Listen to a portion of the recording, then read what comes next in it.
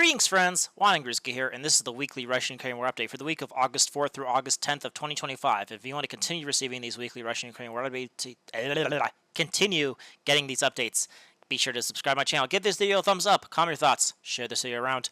Keeping amazing. We are going in straight into the Pokrovsk direction because Pokrovsk is where it's at. It is the centerpiece of the Russian summer campaign. It is, and in this area where we're focusing is this giant outflanking maneuver that's happening up here. And this week, a big breakthrough has happened with Russian forces here. This actually happened towards the end of the week, and people are still trying to figure out what the hell is going on here. But what we kind of have an idea of is that we got updates that there's been Russian sabotage and reconnaissance groups all the way up in the village of Zoltoye Kolodosky here. This village right here, right up against the last village before the Russians could cut the highway between Dobropillya and Kramatorsk. So and as you can see, this is a huge huge breakthrough here. Right now most mappers have Russian forces around Naya and Rykovka, kind of like in this area, but this is a huge breakthrough. The Russians are actually, doing shooting battles here. Now, it's not a consolidation. There's a ton of, the Russians are infiltrating a ton in this entire, specifically in the Pokrovsk direction. As we can saw in Pokrovsk, we had Russian troops, being right in the center of the city right now, like literally just walking about there. And so, because of this infiltration, it shows that the Ukrainian manpower situation is really bad for them. If the Russians are able to break through all these lines here and reach Kolodosky here, but we don't know. But the thing with infiltration and sabotage groups, that doesn't mean they consolidate. It's very easy for them to get knocked out. They kind of scout out, kind of test the defenses and such. They're not there to actually hold the line. But in terms of actually areas that the Russians are advancing and have their army holding, the regular army, not just reconnaissance forces, most map updates are now showing, I'll show again that what more pro-Ukrainian and neutral sources are saying, and kind of what more pro-Russian sources are saying. So in terms of this, it shows that the Russians have basically, pushed north. They have captured the villages of Nike, Nidorovka, and even Dobropillya here, this kind of freight train area here. This is where, a pretty big area. I don't know why it's literally in the middle of nowhere, but perhaps it's actually probably for all this mining that's happening in the western side here. But in any case, this is a freight train area where they could where they could put a bunch of their mining materials and shit. But this is basically a big train station, but it's a bit of a little town as well. But in any case, the Russians have taken these two little villages, according to most sources, and they have broken through to the north here and have sliced the road between Shafika and Novoshavka. So something like this. Now, in terms of Novoshavka, obviously the Syriac shows that it's still under Ukrainian control. But I do think that because the Russians are so far up ahead, I think the Russians are correct in that certain areas here are more under Russian control than believed. I do think most pro-Russian sources are saying that the villages of Novoshavka, Ivanovka, and Zaporizhzhia have also been taken, and that the Russians have kind of advanced up to here. And that, these areas like Kuchen Yar, Volhynia, and then, up to the southern part of Zoltoye Kolodosky have basically are in this kind of gray zone where Russian operatives are doing it, but they're not exactly in full control. If the Ukrainians do any sort of counterattack, they could get pushed back. But in terms of something that is a bit more fully under Russian control, the pro-Russian sources are saying something like this is going on at the moment. So a little bit like this. So as you can see, the Russians are pushing northwards, and I think again, as I mentioned a few weeks ago, in terms of when the Russians started developing this kind of outflanking maneuver in Pokrovsk, I said that they have to secure the northern flank before they continue pushing, and this is why the center, the group of forces center, is much more competent than say the group of forces west, which are the ones assaulting Kupyansk, because in Kupyansk they don't care about securing their flanks. They just want to go straight into the city without dealing with it. Imagine if the Russians, they took Razny and then they just ignored this entire northern area and they start trying to push into Minigrad. Well, then this entire area would basically fall upon your flank here and you would be, dangerously exposed. But what the Russians are doing are basically shaping the battlefield so that, my guess is, we'll start getting more and more updates where the mappers could update it. Maybe, again, according to pro-Russian sources, this is already the case, but we don't have any evidence of it. We don't have GOK confirmation, so it's very shaky in terms of who's what is just reconnaissance, what is actual soldiers. So it's it's hard to tell. But once we get confirmation that the Russians have secured something like this, right? With Novoshovka, Ivanovka, Dorozhenia, and such. I think they're also going to focus on trying to take the village of Volodymyriivka. I have no clue why they haven't taken it yet.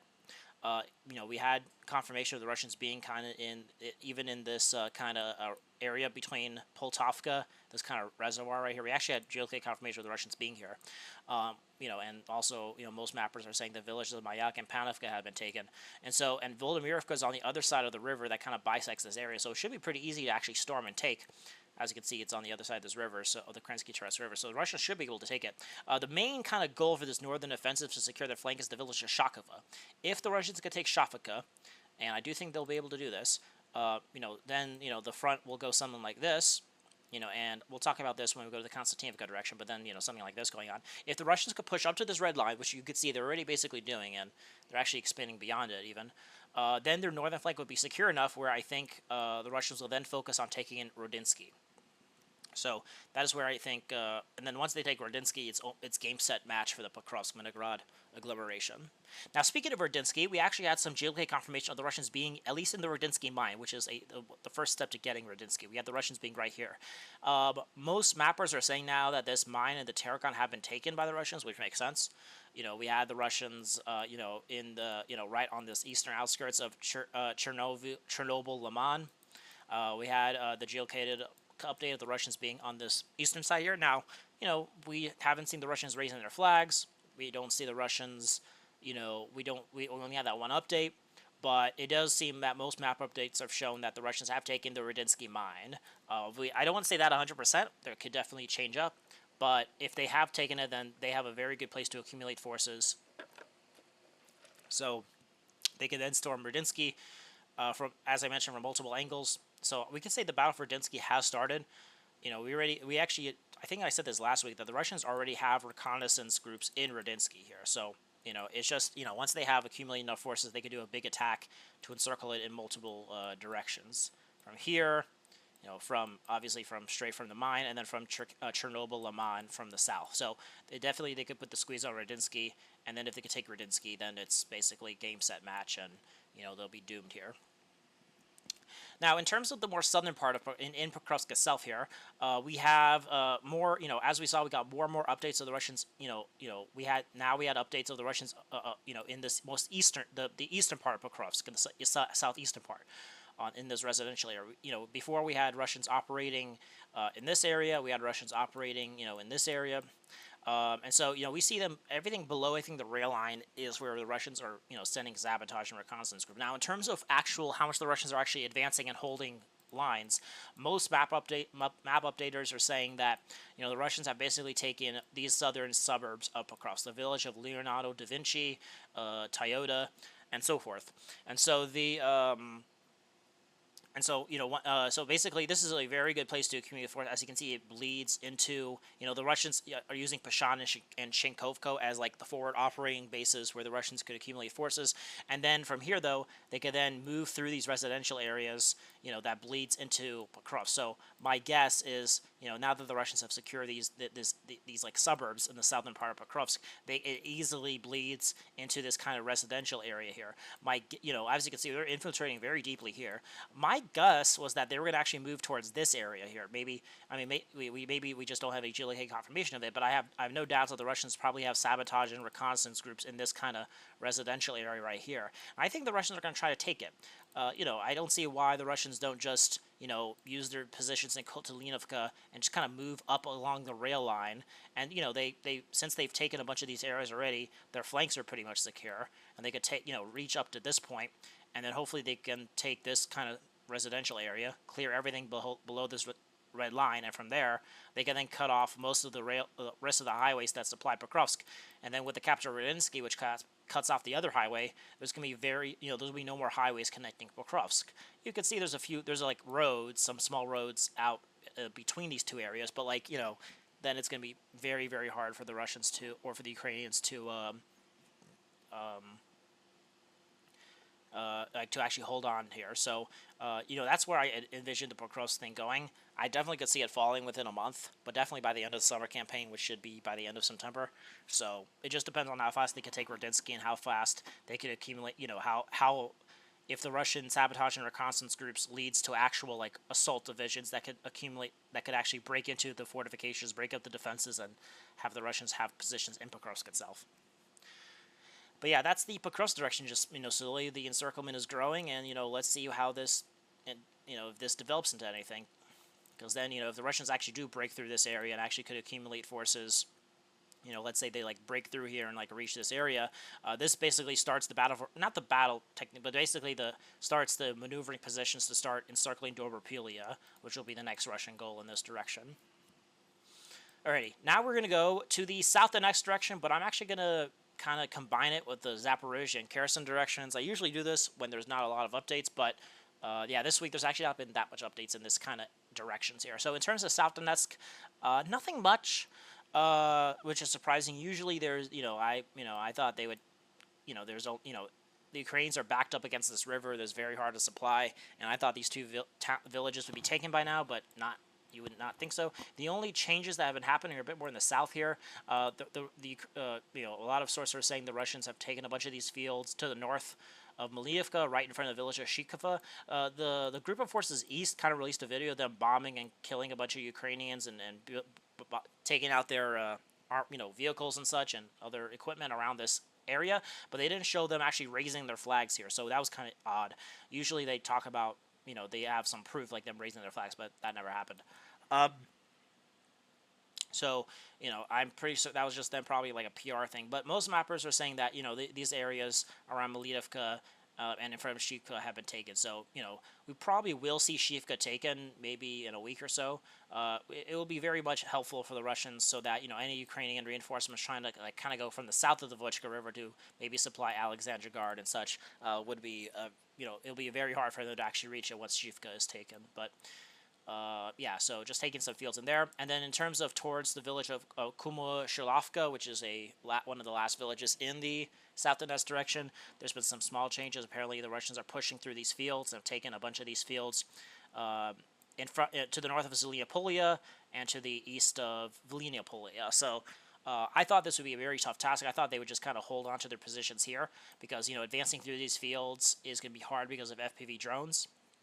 But in terms of, how do you say it? It's not off the table. I just thought it would be, maybe they wanted to encircle it a bit more. But, if they could keep advancing like they did this week, they could probably actually, take Kumadashi here, even if it just becomes a gray zone. They could at least then claim, especially if they take Shiva, and then, maybe secure themselves in Timirivka, which they have. They took Timirivka last week, so they have a bit, positions in this kind of small village here. So, if they do this, then they actually kind of secure their flanks enough where they could probably push towards Kupyansk here. So, that's what I thought would happen, but, it looks like they're just going to do a frontal assault towards it. But, if they could do it without losing a lot of men, I guess all power to them. So yeah, that's the South Donetsk direction. In the Zaporizhzhia direction, again, the main thing is for the Battle of Stepanhursk. There's back and forths. We had geolocated confirmation of the Russians being right up against this. I don't know if this is like a river or not. I keep getting confused. Like, it looks like a river, but it looks like it's also not a river. It's kind of confusing. But anyway, the southern part of Stepanhursk, along with the Stepanhursk citadel, this area right here, we saw the Russians being in this area. We saw we saw the Russians being here. We saw the Ukrainians do a counterattack that led them, right here. So I would say that this is a very fluid zone. And what the Russians want to do is take the Stepanhursk citadel, this area right here, and secure themselves up against this kind of the southern part of, the rest of Plavny. And once they do that, they could secure themselves pretty well. The thing is that at this point, if they continue pushing towards Stepanhursk, this area in the north here is still under Ukrainian control, and the Ukrainians could try to attack their flank here. So I think, the Russians are going to probably take the Stepanhursk citadel and Plavny pretty well, but then after that, I would advise them to probably try to take this area here that I circled in red, and then from there they could probably advance into Stepanhursk if they so wish to. But there's still backs and forths. The Russians still have to secure themselves here, so the Ukrainians are giving up a pretty big fight here. So we shall see if the Russians could take the Stepanhursk and Plavny area. So, but yeah, backs and forths. The Russians reaching the southern part of Stepanhursk inside the Stepanhursk citadel, with the Ukrainians counterattacking and trying to reach the areas north of Kupyansk. So it's very fluid here. So we have to just wait and see how that develops. And then in Kherson, nothing changed here. Just the biggest thing, I wanted to mention is that this kind of area right here, where there's a bunch of high-rise buildings, is an island, and the Russians are bombing the hell out of this bridge here, bombing it with fab bombs and everything, trying to cut it off and separate it from the main Kherson city. And so, it looks like the Russians might do some sort of attack here, maybe try to make this into their next base here, which would be a really good base to accumulate forces. The thing is, it will take, supplying them will be a pain in the ass. But, maybe it's just to draw Ukrainian forces here. Taking a piece of Kherson at least says, hey, we have a piece of Kherson. It's not completely under Ukrainian control. Bit of a PR thing. It's also a bit, they get one of the biggest islands on the Dnieper River. It'll be hard to supply, but it's not going to be impossible. But, but yeah, just something that the Russians are stepping up operations, bombing the bridges here. Alrighty, that is the South Donetsk, Zaporizhzhia, Kherson areas. Now let us go to the Kostiantynivka direction. This is where the second kind of where everyone's getting interested. This week we have some very interesting updates in the Kostiantynivka direction. The biggest thing, let's kind of start from west to east here. So here, as I mentioned, I split the Pokrovsk and Kostiantynivka direction by this road here. So kind of Poltavka and everything. But anyway, this week, one of the biggest things in this area is that the Russians have completely captured the village of Poltavka. We had GLK confirmation of the Russians being in this kind of most northern area.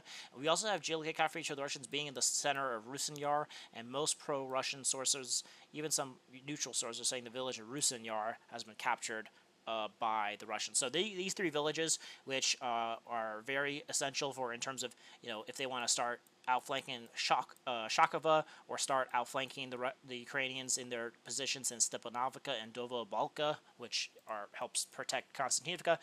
These three villages are very essential to kind of breaking apart these two defense lines. And so the Russians taking this is a very big gain for the Russians. So they took something like this week.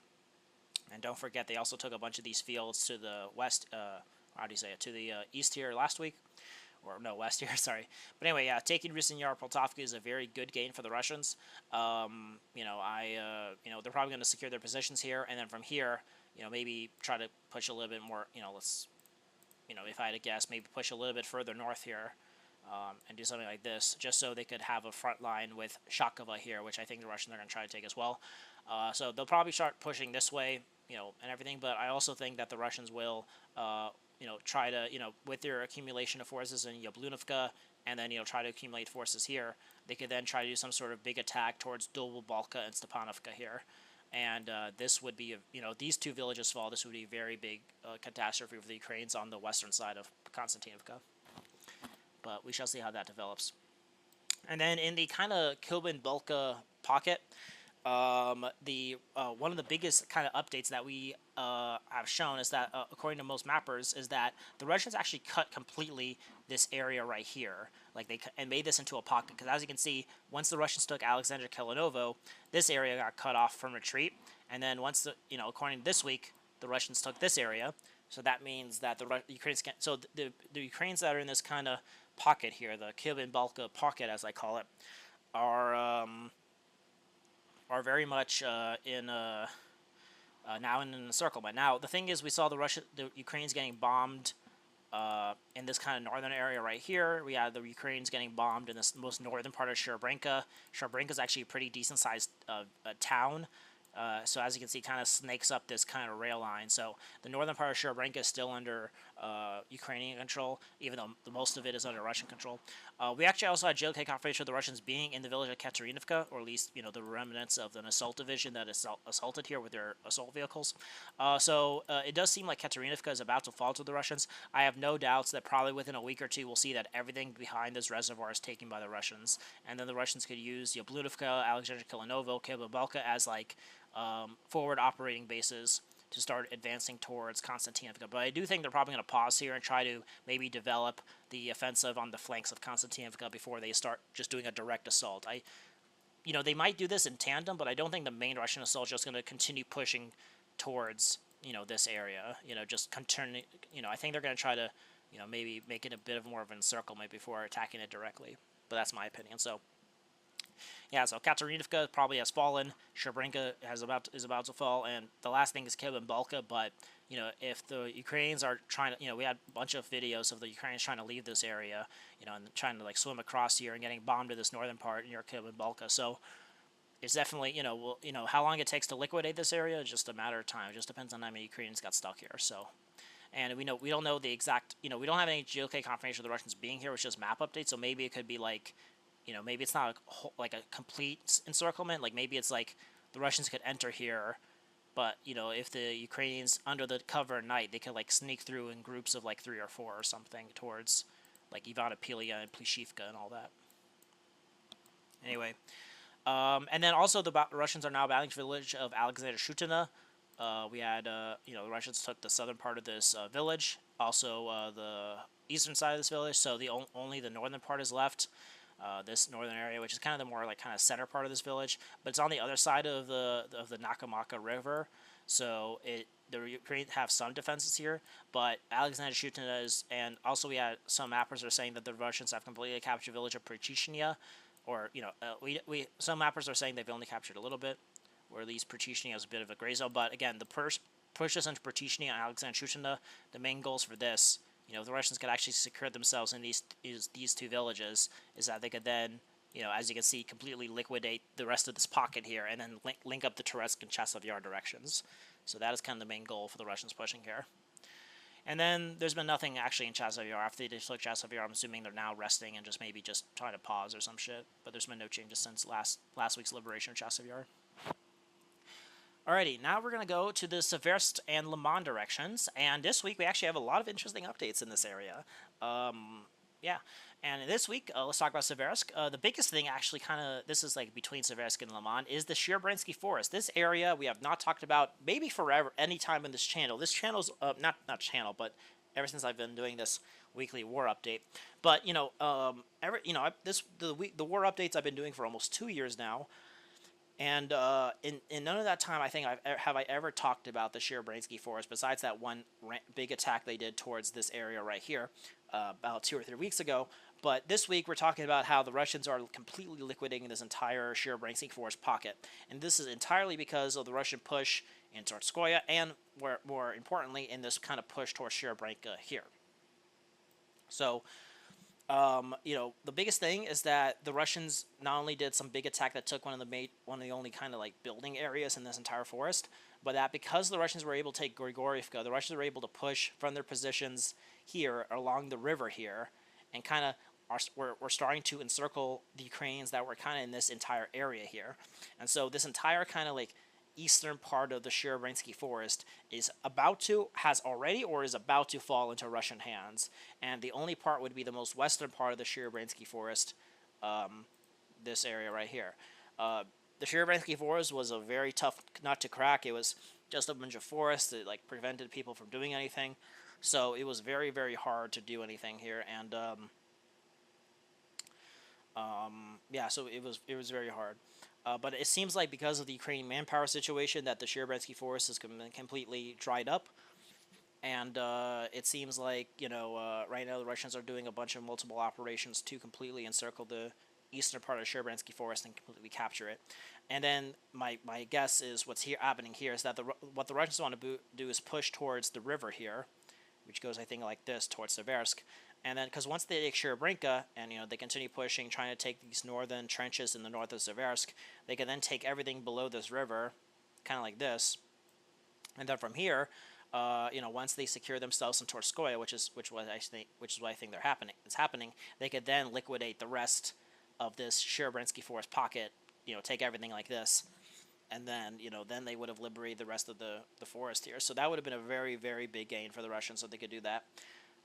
But yeah, it's because of the Russian pushes in the southern part here in Seversk that they're able to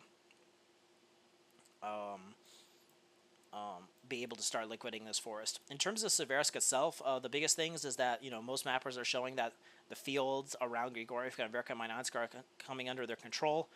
Before this used to be a gray zone, but now they're putting this under Russian control. Most mappers are saying that the village of Novoselivka here, which is I don't even think is a village or something, but maybe got wiped off the face of the planet. But the that got taken, so they're taking more and more of these fields that are between Verkhomansk and Ivano-Darivka. We talked about how they were advancing to the west of Ivano-Darivka last week. They're also trying to continuously, we talked about the Russians advanced, took a bunch of these trenches right in front of Seversk. We don't know what happened to that, but if they're still there, then the Russians could continue pushing and continue taking more of these areas here, so that they could fully take the village of Sherobranka and continue threatening the northern part of Seversk. So the battle for Seversk is getting closer and closer to completion here. Now, not completion, about to start, I should say. It hasn't even started yet, technically. Now, in terms of Lyman, is that there's actually been some very interesting updates. It seems like the Russians have kind of stopped pushing in the north here, or at the very least the Ukrainians have checkmated them in the north here. But where the Russians are focusing on is the south, and they're making a lot of progress in the southern part. We talked about Torskoye. Most mappers are now showing that most of Torskoye is actually under Russian control now, or at least is either mostly Russian control, but maybe some of it is like in a gray zone. But we actually had geolocated confirmation of the Russians doing a big bike attack into the village of Zharyshnya, and we had the Russians entering the center part of this village. Now, we don't know what happened. They might have been completely wiped out, but it does show that, the Russians feel confident enough to move through Torskoye to enter the village of Zharyshnya, which is under Ukrainian control. So, it's definitely, how do you say it? It's definitely a big, the main goal here, obviously, is to take Zharyshnya and Torskoye, and then from here, the next big goal will be taking the village of Yampil, which will be which is the gateway to the southern part of Lyman, just as the Russian push towards the village of Drubo, Drop and Shave, and all that is protecting the northern part of Lyman. So Drop and Shave and Yampil are the kind of gateways to Lyman, and again, the Russians will do the try and shoot tactic of trying to encircle Lyman. But the way this is going, I definitely could, maybe by the 4-year anniversary, so by like the end of the winter of 2025, 2026, we could probably see the battle for Lyman happening, or even be captured, depending on how fast this goes. But in any case, it would be a very good gain for the 4th-year anniversary. But in any case, in terms of a bit more to the north here, as the Russian, besides this push in Torskoye, is that the Russians are actually now pushing and actually now battling for the villages of Shenderlittle-Kolovo and Serbia here. And so we actually had geolocated confirmation of the Russians being in this kind of these agricultural buildings that are to the north of Shenderlittle. Fuck, I can't even pronounce this shit. Anyway. We saw how the Russians were, last week pushing from their positions in Novi, taking more and more of these fields between there, reaching the Nitrous River that splits this area. And this week, most sources are saying that they have entered the northern part of Shenderlittle. We shall see if the Russians could continue pushing the Ukrainians out of this village. This would be a very good village to accumulate forces to keep pushing southwards towards Drop and Shave and all that. But also, most sources are saying that the eastern part of Serbia and Kharkovka has been taken by the Russians. So this area right here, so everything on the other side of the Nitrous River here. Now, as we can see, the Russians are making very good progress here. Maybe they could try to cross the Nitrous River, take the rest of Kharkovka in Serbia, and have some sort of bridgehead here, so that, when they advance towards the Oskil River, at least they don't have to go against entrenched Ukrainian positions and have to repeat what they did on the... I forgot what this river was called. What is this river called? I forgot what it is. I think the Zhirbrets River. There we go. Yeah, they don't want to repeat what they did in the Zhirbrets River, trying to cross it, and it took them like a whole year to do that. So they might want to cross the Nitrous River and have a bridgehead here, so that once they finish Lyman, they can then push towards the Oska River, and then, maybe start trying to encircle Borova and such like that. So, maybe. But in terms of this northern part here, in terms of, the Russian pushes in Gerkivka and Rekadup, it looks like the Ukrainians are trying to checkmate them. They've been counterattacks towards Gerkivka. We don't know exactly what's happening in Rekadup because we have no geolocated confirmation. This map says that the Ukrainians have taken like 80% of it. We don't know. We have no geolocated confirmation of that. I have no source on the ground. Maybe they do. Maybe they know something I don't. But but the Russians really need to take Rekadup. Like, the push north here, the Rekadup is really important because it gives them a very strong. Like if their main goal is Lyman, which I think is which is what it is, then they don't necessarily have to keep pushing north here. It would give them a lot more distance, and I talked about maybe they could push towards Izmailsky and however the hell you pronounce that. But in any case, in terms of minimum, I do think they really need to take Rekadup and kind of secure their northern flank, kind of along the Donetsk Kharkov Oblast here, and something like that. So, just so if they could protect their flank as they push towards Lyman, it'd be good. But the Ukrainians are very much checkmating them here, so we shall see how that develops. So, but yeah. Now we're gonna go to the Kupyansk direction. And there's actually not been that much. The battle for Kupyansk is still ongoing. We actually had the Russians continue improving their positions here. Again, without any GLK confirmation, just a lot of map updates. But most mappers are saying that the Russians are kind of moving along this river and taking more of this kind of northern residential area. Before they just took kind of these like northern industrial buildings, but it seems now they're actually pushing downwards. Some sources are saying they're reaching this kind of like small train station that's here, kind of train station. When you're in a big city like Kupyansk, you have multiple train station stops instead of just one train station. So it looks like the Russians are pushing, once they secure themselves in Moskovka, they're moving along this residential area. Again, it's very easy to do this. Now, the thing is as the Russians approach the center of Kupyansk, as you can see, there's a bunch of, high-rise building areas here. This entire area is just this high-rise building area here. So this is going to be very hard for the Russians to take, if they don't. But I do think maybe like what the Russians... so we'll see, how if we could get some geolocate confirmation of the Russians being in these high-rise buildings, or if the Ukrainians could put up a defense in the center part of Kupyansk and keep the Russians just in the north, just in this kind of area here in general. So if the Russians could stay up here, then the Ukrainians generally are in a good place in Kupyansk. But if we start seeing within the next month or so, like the Russians taking these these high-rise buildings and start breaking it into the center of Kupyansk, then it's game set. It's basically over. If the Russians could like reach this area right here, basically, it's over for Kupyansk. So kind of the main kind of the battle for Kupyansk is going to be decided in this kind of center area right here. That doesn't mean that once the Russians take it, that all of Kupyansk will fall. It's just that basically it's almost guaranteed they will take it. But it might take a month or two after they take the center of Kupyansk and just leave the southern and eastern part. But yeah, besides that, that's it. And there's been no changes also in the Kharkov direction. They've kind of stopped in this area. Alrighty, and then lastly, but not leastly, maybe leastly, but is the Sumy direction. This is where, kind of everything's kind of slowed down. We talked about the Ukrainians took back the village of Kondrativka and Andriivka. Nothing much has changed since then. We have, how do you say it? We had actually the Ukrainians getting bombed in this area, and bombed in the southern part here. So it looks like they're starting to accumulate forces to take back the village of Oleksivka, and I talked about this is another great village to take back for the Ukrainians, and the Russians really need to hold on to this. But if they do lose it, then they might, the kind of security zone they're creating in Sumy is becoming more and more smaller and smaller here. So we shall see how, and less important. So, as they shorten it. So, the battle for Yunatovka is still ongoing. The southern part is still under Ukrainian control. So, we can't say the Russians took this yet. So, it's just, we shall see how the Russians develop, how the Ukrainians could develop their offensive, and if the Russians could hold on to their positions here. And also, the only other thing to mention is Trump is doing a talk with Putin in Alaska in a week, so we shall see how that develops.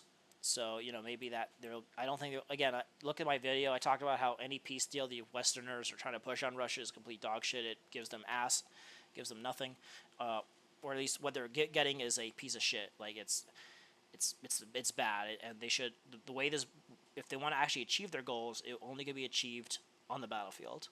Unless the Western and European leaders change their mind, which they will not, because they think Ukraine is about to defeat Russia. So they're in no position. They have no way of wanting to negotiate. So the Russians have to basically put a decisive blow on Ukraine before they could actually come to their senses.